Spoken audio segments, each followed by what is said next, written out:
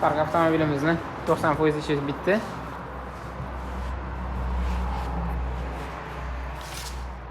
Usto Shifu. Ustozim mana salon ichini yig'yaptilar.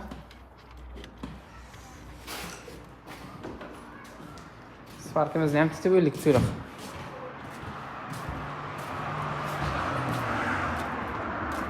Pechka korpuslari zbor almashadigan bo'ldi. Bilmaganlar uchun shpargalka ana shuni aytiladi avtomobillaringiz. Bunisi mexanika. Ichkariga o'zi knopkalarni keraklikka qilishni boshlaymiz. Keyin elektrobonni через miya ulaymiz. Kimga miya bilan ulash kerak, yo sxemasi kerak bo'lsa, yo tushuntirish, o'rgatish kerak bo'lsa, to'lov asosida o'rgatamiz.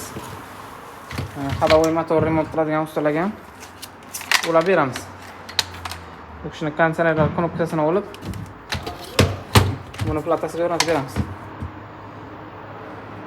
Kimga shunaqa xizmatlar kerak bo'lsa, pastda nomer qoldiramiz. Aloqaga chiqsangiz bo'ladi.